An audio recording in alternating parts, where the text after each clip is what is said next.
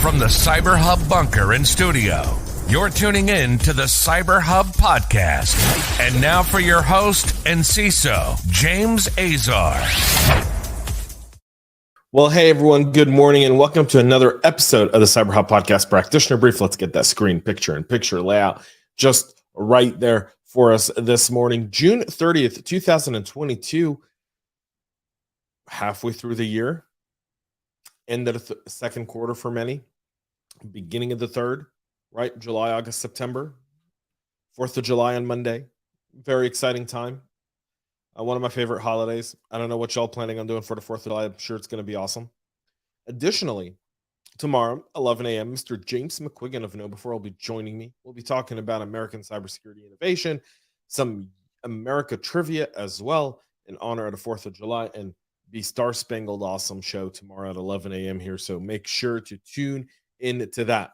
Got a packed show today, so let's get right into it. But before we do, we'll grab our Morning Joe or whatever you're drinking. I've got my trusty double espresso. Coffee cup, cheers. So packed show. We'll talk about this vulnerability in Amazon Photos Android app that exposed user information. More than 50 with over 50 million downloads, Amazon Photos offers cloud storage, letting users store photos and videos at their original quality, as well as print, share photos, and display them on multiple Amazon devices. Checkmarx researchers identified an issue in the application in November of 2021 that would have leaked the Amazon Access token to malicious applications on the user's device, potentially exposing the user personal information. The bug itself was addressed in December of 2021. The leaked Amazon Access token is used for user authentication across Amazon APIs, including some that contain personal information like name, addresses, emails through the Amazon Drive API. For example, an attacker could access the user's files, according to Checkmarx. The issue, the researchers explains, resides in a misconfig component that was exported in the app's manifest file, thus allowing external applications themselves to access it. The activity is declared with an intent filter used by the application to decide the destination of the request containing the access token. Knowing this, a malicious application installed on the victim's phone could send an intent that effectively launches the vulnerable activity and triggers the request to be sent to a server controlled by the attackers. The vulnerability might have a wider impact, according to them, given that the potentially affected APIs that the researchers identified represent only a small subset of the entire Amazon ecosystem. Going to talk about PII, APIs, the data you're pulling, access you give to your API. The idea of having to reusing the same token is significant here. Wide impact across this one. For many Amazon Photo users on Android. Again, going to Android, the fact that this only impacts Android. If you're using Amazon Photo on iOS, this isn't an issue. If you're on Android, it's a problem. The TSA announces changes to a cybersecurity directive for U.S. pipelines after a backlash from industry experts and trade groups. TSA issued 2 sets of security directives last year after the ransomware attack on Colonial. The attack kickstarted a wide ranging of government efforts, and the first set of rules forced owners and operators of critical pipelines to report cybersecurity incident, designate a cybersecurity coordinator, and conduct vulnerability assessments. The reissued security directive changed the incident reporting time from 12 to 24 hours, which is, I think, better. You're really trying to contain that piece right there, and obviously we're looking at the Colonial pipeline map there. A TSA spokesperson said the new version of the directive will move to a performance-based model that will enhance security and provide the flexibility needed to ensure cybersecurity advances with improvements in technology. TSA also intends to issue a notice of proposed rulemaking within the next year. If issued as a final rule, would for the first time permanently codify a number of critical cybersecurity requirements for pipelines and other surface transportation systems. This action will protect critical transportation infrastructure from continually evolving and increasing sophisticated cyber threats to better safeguard our nation and economic security. The second set of rules that faced significant backlash was the overly prescriptive and actually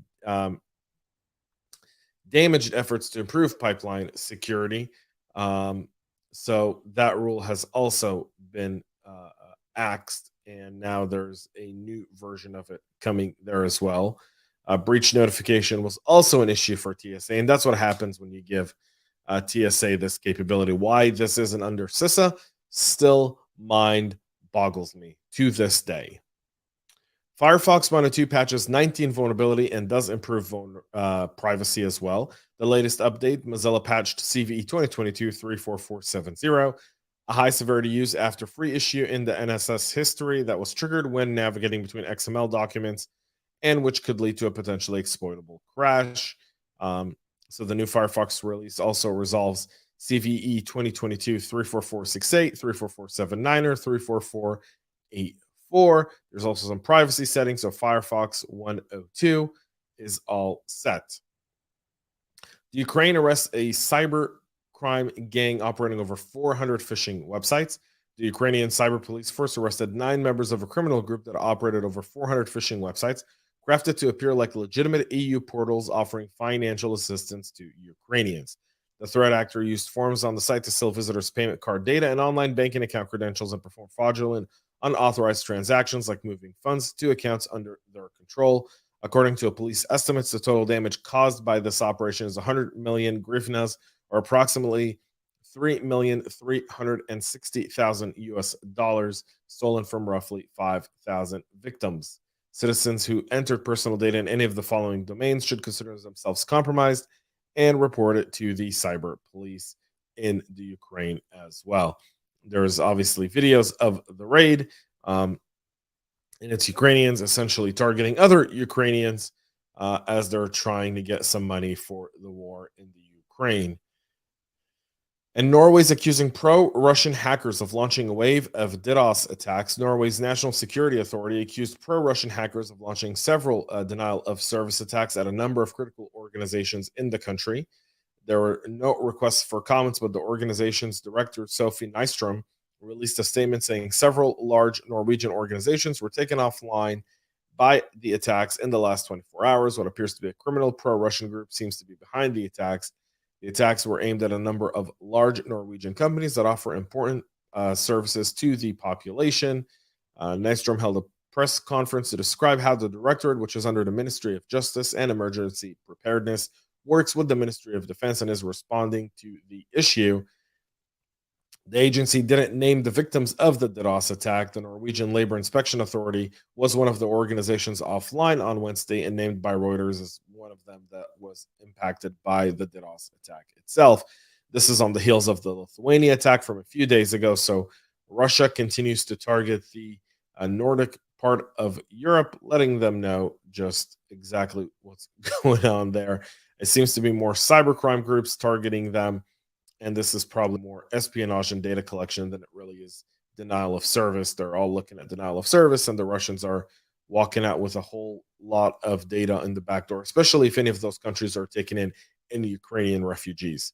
Keep that in mind, that Russia wants to keep track of where the Ukrainian refugees end up, especially those that have left the Donbas region or Luhansk or southern Ukraine as well. So keep that in mind here, folks. That's it for our show today. We'll be back with a lot more tomorrow, talking about the 4th of July in American cybersecurity innovation.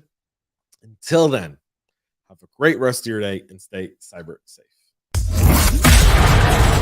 We love feedback, so make sure to connect with us on social media and subscribe to our podcast on your favorite podcast listening platform.